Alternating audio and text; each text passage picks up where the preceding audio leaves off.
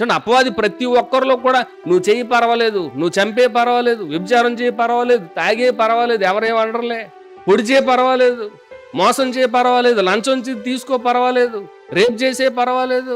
ధైర్యాన్ని నింపుతుందండి ప్రతి ఒక్కరి మనుషుల్లోనూ. ప్రతి ఒక్క మనిషిలో కూడా ధైర్యాన్ని నింపుతుంది. దేవుడంటే భయం లేకుండా చేస్తుంది. అందరినీ పాపం వైపు మళ్లించి సర్వనాశనం, వారు నాశనం అయిపోతున్నారు, వారి కుటుంబాలు నాశనం అయిపోతున్నాయి, వారి పిల్లలు నాశనం అయిపోతున్నారు, వారి భవిష్యత్తులు పాడైపోతున్నాయి. ఏమీ ఆలోచన విచక్షణ లేకుండా అతి దారుణంగా ఒకరినొకరు చంపుకునే విధంగా ఈరోజు అపవాది ప్రేరేపిస్తుంది కదండి. కారణం ఏంటంటే దేవుని భయాన్ని తొలగించేస్తుంది. ముందు దేవుడంటే భయం లేకుండా చేస్తుంది. అందరి మనసుల్లో ధైర్యాన్ని నింపి, నీకు నచ్చినట్టు బ్రతుకు పర్వాలేదు, నువ్వు చంపే పర్వాలేదు, నువ్వు దోచుకో పర్వాలేదు, అన్ని పైరసీ చేసే పర్వాలేదు, అన్నిటిని హ్యాక్ చేసే ఏ ఇబ్బంది లేదు. ఎన్ని జరుగుతున్నాయండి.